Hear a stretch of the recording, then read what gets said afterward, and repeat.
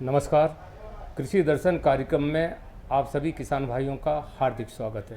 किसान भाइयों, जो काम संकल्प लेकर पूरा किया जाए उसे भागीरथ प्रयास कहते हैं। ऐसा ही एक भागीरथ प्रयास किया है पांडुना जिले के सौंसर शहर के एक नौजवान ने, जो हमारे साथ लघु कृषक हैं। इन्होंने MBA की डिग्री प्राप्त करने के बाद लघु कृषक होने के साथ साथ कुक्कुट पालन का व्यवसाय अपनाया। क्यों अपनाया, इसकी प्रेरणा इन्हें कहाँ मिली, धन की व्यवस्था इन्होंने कैसे की और रहन सहन की व्यवस्था उन्होंने कैसे की, आइए उन्हीं से जानते हैं। पहले अपना परिचय दें। मेरा नाम प्रवेश पराड़कर है।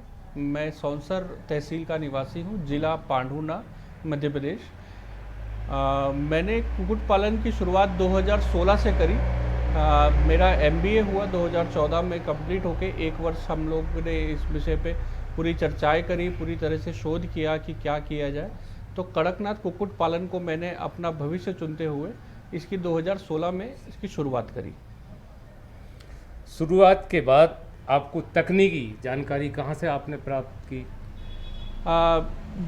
2016 में जब कुक्कुट पालन का व्यवसाय हम लोग ने स्टार्ट करने का सोचा, तो उसके पहले लगभग मैंने 6 महीने देश में बाकी जगह में कड़कनाथ के हो रहे कुक्कुट पालन के विषय में बहुत अध्ययन किया। सभी जगह पे हम लोग गए, घूमे, वो कैसे करते हैं, उनकी टेक्नोलॉजी देखी। फिर उस टेक्नोलॉजी को हम लोग ने कम खर्चे में उस ब्रीड को कम खर्चे में किस तरीके से अच्छे तरीके से और पाला जाए, इस विषय पे हम लोग ने थोड़ा सा सोचा। 2016 में कृषि विज्ञान केंद्र के संपर्क में आने के बाद फिर हम लोगों ने इसको चालू किया।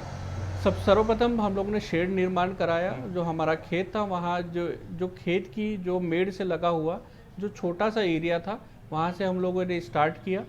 और कृषि विज्ञान केंद्र के जो वैज्ञानिक थे, उनकी सहायता से फिर हम लोगों ने इसको धीरे धीरे कैसा और टेक्नोलॉजी में डेवलप किया जा सके, तो उसको आगे बढ़ाया। इसके रहन सहन, आवास, खान पान के लिए इसके लिए अब क्या व्यवस्था आप करते हैं? क्या अन्य किसानों को भी जानकारी देते हैं? देखिए, रही बात इसके रहन सहन की, तो जब हम लोगों ने 2016 में इसको स्टार्ट किया, तब मैंने लगभग 150 बर्ड से हम लोग कृषि विज्ञान केंद्र से हम लोगों ने खरीद के लाए। 150 बर्ड से हम लोगों ने चालू किया। जैसा कि हमको साइंटिस्ट लोगों ने बताया था, जो उनका खाद्य होता है, उस खाद्य को हम लोगों ने बाजार से खरीदा। आगे चल के ये देखा गया कि मुर्गी पालन में सबसे ज़्यादा खर्चा खाद्य का होता है, क्योंकि मार्केट से लिया हुआ खाद्य काफ़ी महंगा था, जिससे हमारा जो किसान को होने वाला जो प्रॉफिट है वो काफ़ी कम होता था। इसके लिए हम लोगों ने इसको एक नेचुरल तरीके से पालने की कोशिश करी, जिसमें हम लोगों ने एक तकनीक का विकास ये किया कि हम लोग मुर्गियों को रात में शेड के अंदर रखते थे और दिन भर उनको मुक्त संचार पद्धति से बाहर घुमाते हैं, ताकि जो खाद्य में होने वाला जो खर्चा है वो हम लोग का कम हो और जो बर्ड की जो शाइनिंग और प्योरिटी है वो बनी रहे। क्योंकि कड़कनाथ की खासियत ये है कि उसकी शाइनिंग और उसका बर्ड की प्योरिटी होना बहुत ज़रूरी है। इसके लिए बहुत सारी चीज़ें हैं, नई नई चीज़ों का हम लोगों ने इस्तेमाल किया है। जैसे कि मुक्त संचार पद्धति में यदि हम लोग बर्ड्स को जब पालते हैं, तब उसमें हम लोग जहाँ पे बर्ड घूमता है वहाँ पे हम लोग ने पालक लगाई, मेथी लगाई, तुलसी लगाई, ताकि उनके औषधीय गुण, जो बर्ड के औषधीय गुण हैं, वो नष्ट ना हो और वो इसी तरीके से बने रहे। प्रवेश जी, आपने इतनी बढ़िया डिग्री की, MBA की डिग्री की, तो अपनी नौकरी करने के बजाय ये स्वरोजगार करने का ये जो आपने किया है, तो क्यों किया? क्या है उद्देश्य इसके पीछे? देखिए, इसका जवाब इसी के सवाल में है। MBA मतलब माँ बाप की आरजू है। माँ बाप की आरजू ऐसी है कि आप कुछ ऐसा करें जो समाज में प्रेरणादायक हो, आप समाज के लिए एक नया एक उदाहरण बने। इसी के फलस्वरूप हमने इसको आगे बढ़ाया और हमने कड़कनाथ कुक्कुट पालन को इसलिए चुना क्योंकि मार्केट में इसकी डिमांड बहुत है, करने वाले फार्मर बहुत कम है, नई चीज़ें हैं, फार्मर एकदम नई चीज़ें अडॉप्ट नहीं करता है। तो जब तक उनको हम लोग मार्केट में खुद प्रैक्टिकल करके नहीं दिखाएंगे, तब तक ये मार्केट में और इसका ग्रोथ नहीं होगा। क्योंकि कड़कनाथ जो है वो मध्य प्रदेश की शान है, तो यदि इसका पालन मध्य प्रदेश में ही ना हो तो फिर क्या मतलब। प्रवेश जी, हमने सुना है कि कड़कनाथ तो केवल मध्य प्रदेश के झाबुआ क्षेत्र में ही होता है, लेकिन आप ये पांडुना जिला है, इसमें लाने के लिए आपने काफ़ी प्रयास किया होगा। क्या कठिनाई सामने आती है? जी, जब सन 2016 में जब हम लोग ने फार्म बना लिए, जब फार्म बन गया, फिर हम लोग के सामने सबसे बड़ा प्रश्न ये था कि हमको कड़कनाथ के चूजे झाबुआ से लाने हैं। जिस दिन हम झाबुआ जाने वाले थे उसी दिन एक योगायोग ऐसा बना कि कृषि विज्ञान केंद्र छिंदवाड़ा में 2016 में ही कड़कनाथ की इकाई स्थापित करी गई। तो हम लोगों ने छिंदवाड़ा कृषि विज्ञान केंद्र से वो बच्चे खरीदे। इसमें एक ये रहा कि हमको झाबुआ की ओरिजिनल ब्रीड छिंदवाड़ा में मिल गई और छिंदवाड़ा से हम लोगों ने इसको पांढुना लाके इसको पाला और अभी काफ़ी अच्छे स्तर पर इसका पालन चल रहा है। हाँ किसान भाइयों, यहाँ हम आपको एक बात ज़रूर बताना चाहेंगे कि कुक्कुट पालन में कड़कनाथ वो प्रजाति है जिसकी मांग देश और विदेशों में काफ़ी है। तो जैसे देश और विदेशों में काफ़ी है तो इससे फ़ायदा तो लाभ तो काफ़ी होना चाहिए। तो इसके लिए आप पूरा क्षेत्र है आपका, सौंसर तहसील है, पांढुना जिला है, अन्य लोगों को भी जोड़ रहे हैं क्या? जी, इस बारे में यदि देखा जाए तो मेरे पास लगभग 450 कनेक्टेड फार्मर है, जिसमें अपने ज़िले के, छिंदवाड़ा ज़िले के साथ साथ मध्य प्रदेश के और मध्य प्रदेश के बाहर के, मतलब पूरे भारतवर्ष के लगभग 400 से ज़्यादा फार्मर मुझसे जुड़े हुए हैं जो कड़कनाथ का पालन करते हैं। जो चाहे बैकयार्ड फार्मिंग में करो, कमर्शियल फार्मिंग में करिए, एग प्रोडक्शन करिए, मीट प्रोडक्शन करिए या चिक्स प्रोडक्शन करिए, इसमें सब तरह से उनका सपना अपना अलग अलग प्रोडक्शन है। मार्केट में इसकी डिमांड को देखते हुए वो अपना प्रोडक्शन करते हैं। हम लोग उनको सही समय पे सही गाइड देते हैं ताकि बाजार में जब उनका उत्पाद पहुंचे ताकि तब उनको उस उत्पाद का बहुत अच्छा मूल्य मिले। प्रवेश जी, सामान्य मुर्गियों और कड़कनाथ प्रजाति में ज़रूर कोई ना कोई तो फ़र्क होगा, गुणवत्ता का फ़र्क होगा, इस बारे में बताएं। जी, सामान्य मुर्गी में गुणवत्ता की बात करी जाए तो ये समझिए कि लगभग 17% प्रोटीन होता है, पर कड़कनाथ में 21% प्रोटीन होता है। अंडे में देखा जाए तो अंडे में सबसे ज़्यादा प्रोटीन इसी में पाया जाता है। फैट परसेंटेज कम होता है, कोलेस्ट्रॉल परसेंटेज 0.7% होता है। विटामिन की दृष्टि में देखा जाए तो उसमें भरपूर विटामिन मिनरल्स पाए जाते हैं। दूसरी बात ये औषधीय गुण इसमें सबसे ज़्यादा होते हैं। खून से रिलेटेड आपके पास जितनी भी बीमारियां हैं उसके उपचार में इसका सबसे ज़्यादा इस्तेमाल होता है। इसके बाद भी यदि एक रिसर्च देखी जाए तो केरला में इसके ऊपर एक बहुत अच्छी रिसर्च हो रही है जिसमें जो सफ़ेद कोढ़ की जो समस्या होती है उसका इलाज इसके एक दो प्रकार के इम्यून होते हैं, एक फेमिनिन होता है, एक इम्यून होता है। तो फेमिनिन जो होता है वो बॉडी का, स्किन का कलर बनाता है, तो इसीलिए उसको आर्टिफिशियल इंजेक्ट करके ताकि उसका उपचार किया जा सकते हैं। फेमिनिन को वहाँ इंजेक्ट करके इसके ऊपर रिसर्च अभी भी जारी है। किसान भाइयों, कड़कनाथ की बात चल रही है। प्रवेश जी उसके एक एक बिंदु को हमें बता रहे हैं, क्योंकि एक ऐसा क्षेत्र है जहाँ इसके लिए मौसम अनुकूल होना चाहिए, आबो हवा अनुकूल होना चाहिए। तो इसमें कोई दिक्कत आती है क्या? नहीं, देखिए, कड़कनाथ पालन के लिए कुछ ऐसे विशेष अनुकूल वातावरण की जरूरत नहीं है। आपके यहाँ पर्याप्त सूर्य की रोशनी होनी चाहिए, पानी की पर्याप्त प्रचुर मात्रा होनी चाहिए, बस यही इसकी एक मेन रिक्वायरमेंट है। दूसरी बात, 3 डिग्री से ज़्यादा और 48 डिग्री से कम का टेम्परेचर होना चाहिए। क्योंकि सबसे गर्म नागपुर होता है, 48 से 50 डिग्री टेम्परेचर तक जाता है, वहाँ पे भी कड़कनाथ सरवाइव करता है। बस इतना है कि पानी की उपयोगिता थोड़ी सी बढ़ जाती है, पर इसमें इसके औषधीय गुण में, दूसरा इसकी किसी प्रकार की जेनेटिक चेंज में कोई फर्क नहीं पड़ता है।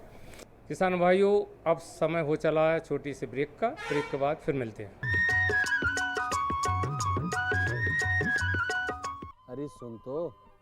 मुझे क्या सुनाना चाहते हो? जो सुनाओ मेरी सौतन को। किसको? अरे वही तुम्हारा मोबाइल फोन जिससे सुबह शाम दिन रात चिपके रहते थे और कहते थे किसान कॉल सेंटर से बातें हो रही हैं। अच्छा, ये बात है। हाँ, क्यों? क्या हुआ? अब बात नहीं होती क्या? अब तो झट से बात हो जाती है। संबंधी समस्याओं का अपनी भाषा में तुरंत हल पाने के लिए पूरे भारत में किसी भी फोन से हेल्पलाइन नंबर पर संपर्क करें। किसानों का दोस्त किसान कॉल सेंटर।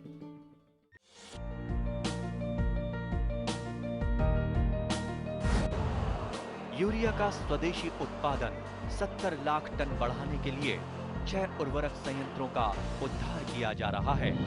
FCIL के गोरखपुर, सिंदरी, तलचर और रामागुंडम संयंत्र, HFCL की बरौनी इकाई और BVFCL की नामरू फोर्थ। सोने पर सुहागा ये है कि देश में अब बनेगा सिर्फ नीम लेपित यूरिया, क्योंकि इससे होगा किसानों का फायदा ही फायदा। अनाज का उत्पादन 10% तक बढ़ेगा, बढ़ेगी 10 से 15% नाइट्रोजन क्षमता।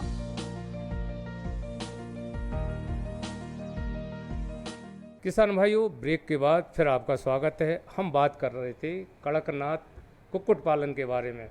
इस संबंध में और अधिक जानकारी जानते हैं। किसान भाइयों, अच्छे काम के लिए अगर किसी व्यक्ति को प्रोत्साहित किया जाए तो निश्चित रूप से उसका मनोबल बढ़ता है। प्रवेश जी, इसके लिए आपको कहीं से पुरस्कार या ऐसी कुछ सम्मान मिला हो तो बताएं। जी, वर्ष 2016 से हम लोगों ने इस चीज़ को स्टार्ट किया। धीरे धीरे बढ़ाते बढ़ाते 2019 में जब कृषि विज्ञान केंद्र के माध्यम से ये चीज़ बाहर आई और भी फार्मर लोग को पता चला, वैज्ञानिक गण को पता चला, भारतीय कृषि अनुसंधान परिषद ने मुझे वहाँ बुलाया। वहाँ पे हमारा एक इनोवेटिव फार्मर मीट हुई।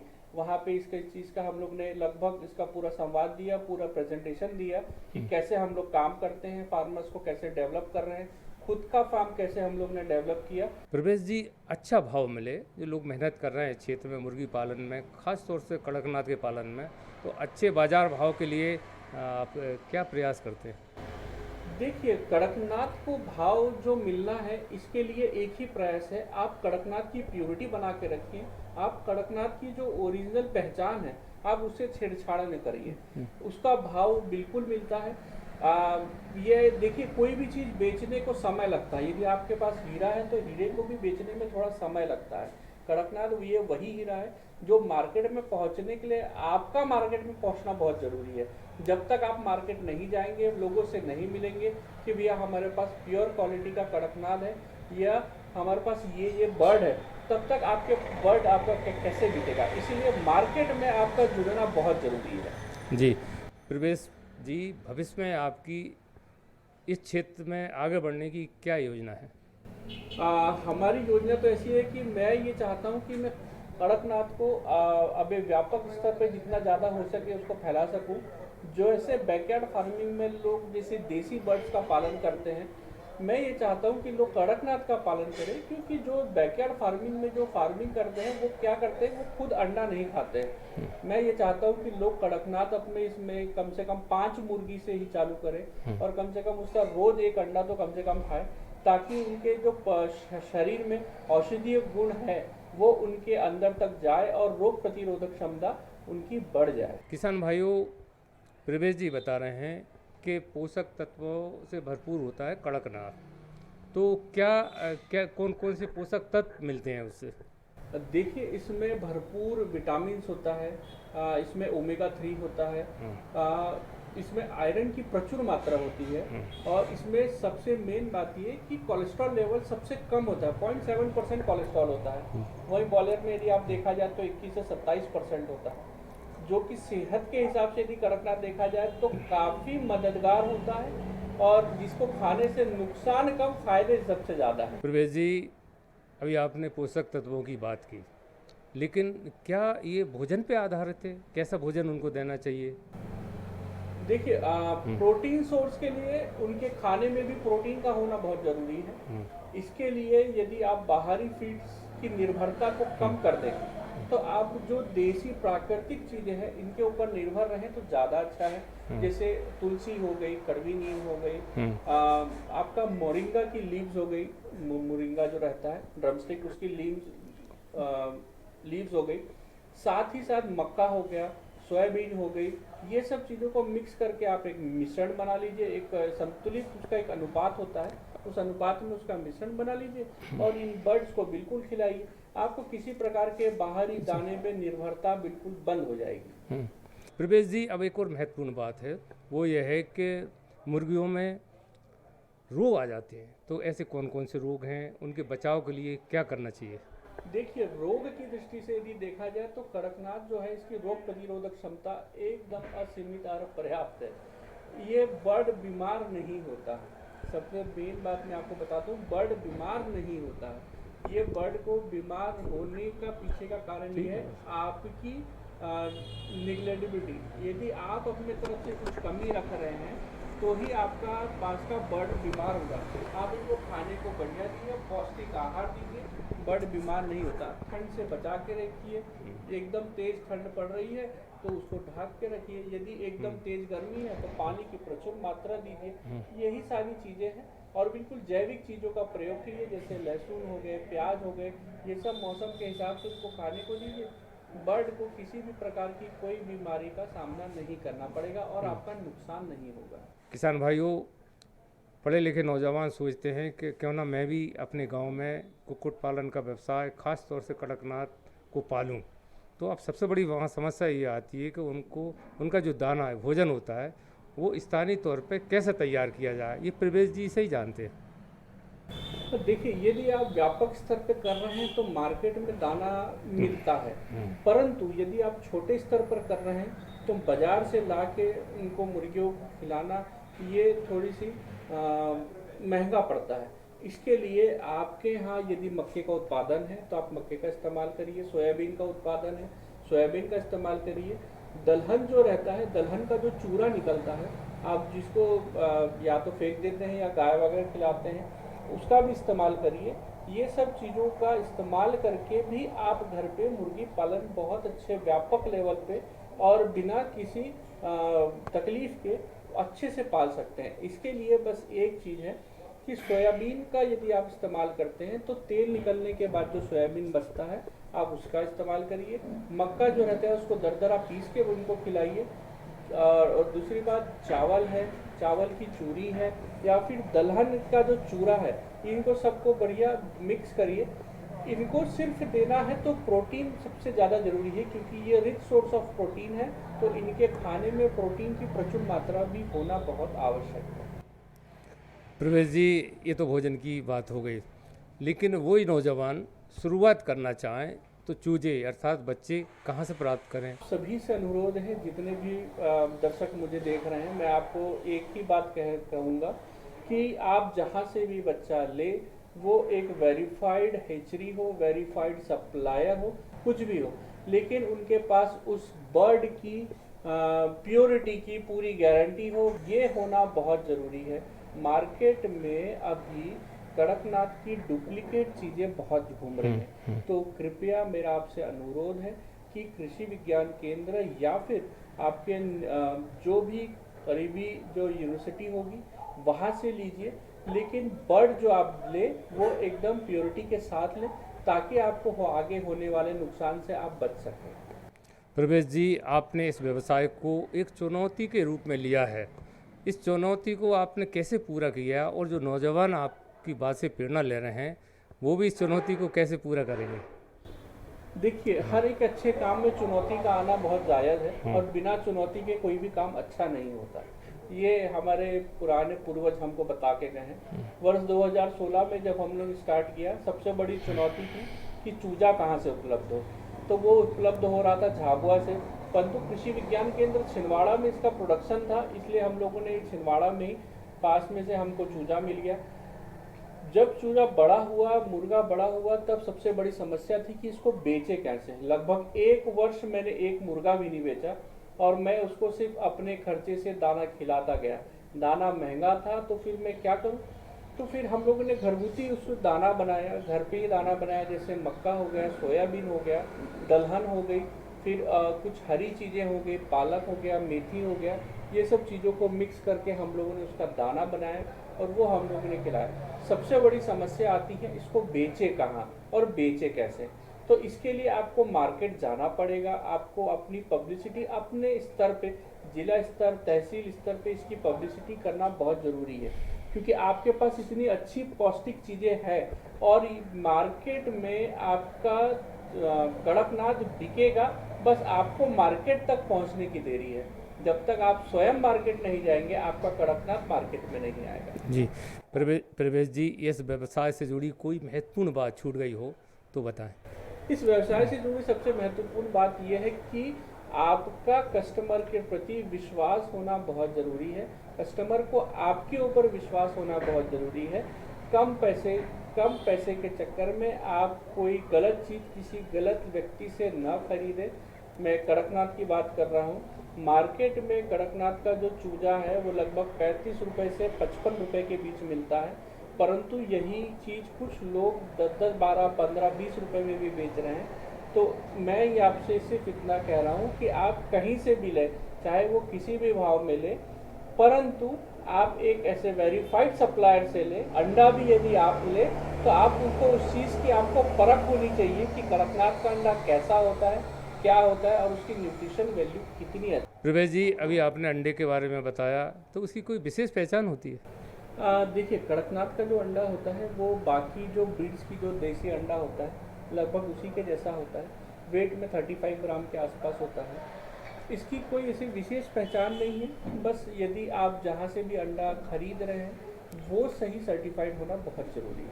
जी, इस व्यवसाय को सभी लोग, मुर्गी पालन व्यवसाय को कुछ लोग गांव में अच्छा नहीं समझते, तो क्या सामाजिक दृष्टि से कोई चुनौती आती है?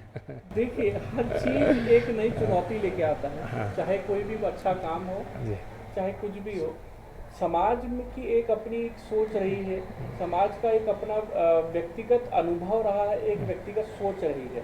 समाज की दृष्टि से यदि देखा जाए तो कड़कनाथ जो मतलब कुक्कुट पालन ही यदि देखा जाए तो कुक्कुट पालन को कुछ समाज में अच्छा नहीं मानते हैं। बकरी पालन या कुक्कुट पालन एक हीनता की दृष्टि से देखा जाता है। मुझे भी इस चीज़ का सामना करना पड़ा कि अभी MBA किया है और क्या कर रहे हैं, तो मुर्गे हगाल रहे हैं। तो ये जो शब्द है ये बहुत तकलीफ देते हैं, पर आज वही यदि आप अपने लेवल पे बहुत अच्छा काम कर रहे हैं तो जो आपको कल बुरे भाव से या गलत शब्दों से आपको संबोधित करते थे, आज वही आपके आके पीठ थपथपाते हैं। तो मेरा आपसे अनुरोध है कि आप जो भी काम करें उसमें सतत और निरंतर लगे रहें, एक ना एक दिन सफलता मिलेगी। बस आपका प्रयास, आपकी सोच बिल्कुल सही दिशा में और सही होना चाहिए। जी प्रवेश जी, हमारे दर्शक ज़रूर ये जानना चाहेंगे कि आपसे वो संपर्क करना चाहें तो किन किन तरीक़ों से करें? यदि आप मुझसे मिलना चाहते हैं तो मेरे नंबर पे फ़ोन कर सकते हैं। मेरा ईमेल आईडी है, उस पर फ़ोन कर सकते हैं। उस पर आप मुझे कांटेक्ट कर सकते हैं। यूनिवर्सिटी से आप जाके आप मेरे बारे में मेरा पता ले सकते हैं। आपको किसी भी तरीके से यदि जानकारी, यदि किसी भी कड़कनाथ या और भी किसी ब्रीड के बारे में मेरी जानकारी चाहिए हो तो मेरे द्वारा आपसे टेलीफोनिकली हम आपको फ्री ऑफ कॉस्ट जानकारी देने को तैयार है। अपना पता और फ़ोन नंबर ज़रूर बता दें। देखिए, मेरा पता, मैं रहता सौसर में हूँ। सौसर ये तहसील सौसर, जिला छिंदवाड़ा, या सॉरी तहसील सौसर, जिला पांडुना, मध्य प्रदेश। और मेरा फ़ोन नंबर है 8600878281। प्रवेश जी, हम देख रहे हैं कुछ ट्रॉफी रखी है, इसके बारे में भी तो बताएं। देखिए, ये जैसे बोलते हैं ना कि समाज आपको हीन देता है और समाज ही आपको आगे बढ़ाता है। ये मुझे पहले प्रथम वर्ष ही जब हमारे समाज के तरफ से मुझे सर्टिफिकेट मिला था, एक प्राइज मिला था, मोमेंटम मिला था। कृषि विज्ञान केंद्र के द्वारा एक प्रशस्ति पत्र दिया गया कुक्कुट पालन और कृषि के क्षेत्र में काम करने के लिए। एक दूसरा है, ये कृषि विज्ञान केंद्र के द्वारा हमको एक प्रशस्ति पत्र दिया गया है कुक्कुट पालन और कृषि के क्षेत्र में कार्य करने के लिए। तत्पश्चात ये एक स्टार्टअप सर्टिफिकेट है जो मैंने आपको बताया मशीन के लिए, वो उसका सर्टिफिकेट है। ये एक जवाहर R&D का इंक्यूबेशन प्रोग्राम होता है स्टार्टअप को आगे बढ़ाने के लिए और मार्केट लिंकेज से साथ साथ आपकी कंपनी को कैसे उन लोग आगे बढ़ाएं, उसके लिए 2 महीने का इंक्यूबेशन प्रोग्राम होता है। ये उसका सर्टिफिकेट है। ये आकाशवाणी में मुझे बुलाया गया था कि किसानों से संवाद करने के लिए, ये उसका है। ये ICAR की एक बुक इशू होती है इनोवेटिव फार्मर्स की, ये उसकी एक छायाप्रति है। तत्पश्चात ये प्रशस्ति पत्र दिए गए हैं कृषि विज्ञान केंद्र के द्वारा। इसमें एक और एक सर्टिफिकेट है जो IIT दिल्ली ने इनोवेटिव फार्मर के लिए मुझे जब वहाँ बुलाया गया था तब उनने दिया था। और ये हमको एक बधाई संदेश मिला था जवाहरलाल नेहरू कृषि विश्वविद्यालय की तरफ से, ताकि आप अपने व्यवसाय को आगे बढ़ा सकें। प्रवेश जी, आपने MBA करने के बाद छोटी खेती करने के साथ साथ ये स्वरोजगार अपनाया और उससे आपने अपनी आर्थिक स्थिति मजबूत की। इससे न केवल आप बल्कि जो नौजवान इस कार्यक्रम को देख रहे हैं वो भी इससे प्रेरणा लेंगे।